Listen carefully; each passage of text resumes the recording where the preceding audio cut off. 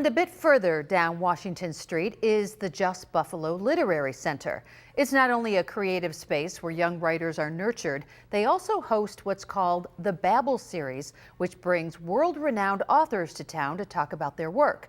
Next week, Pulitzer Prize winning author Anthony Doerr, who wrote the best-selling book All the Light We Cannot See, is coming to Buffalo. I spoke to him earlier this week about his early writing inspiration. What were your first writings like? Are these going to be school assignments, or did you dabble a little bit in short stories or poetry or anything like that when you were a kid? I did. Mom had a typewriter, and I was obsessed with whiteout. And she, seemed so powerful to like correct mistakes. And I would use her typewriter when she wasn't around, and I would also type swear words. That seemed like really powerful to me. If I could have a character use a swear word in quotation marks, that seemed like I was doing something illicit. And then I would carefully white it out so that she wouldn't notice.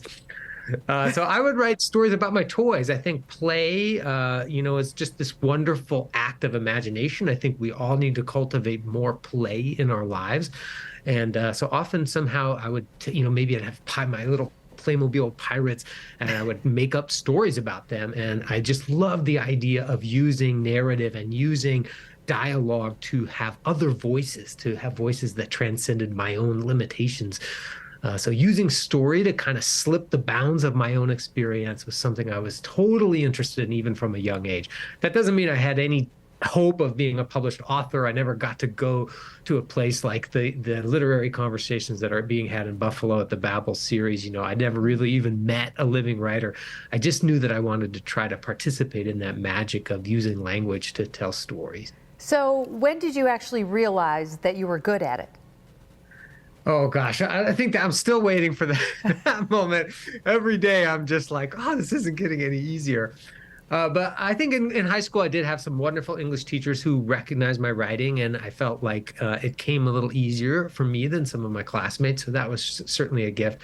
But it really wasn't until after undergraduate, and when it was in my early 20s, I started to think I'm always going to regret this if I don't start taking it seriously and try to do more than just write these little private stories in notebooks.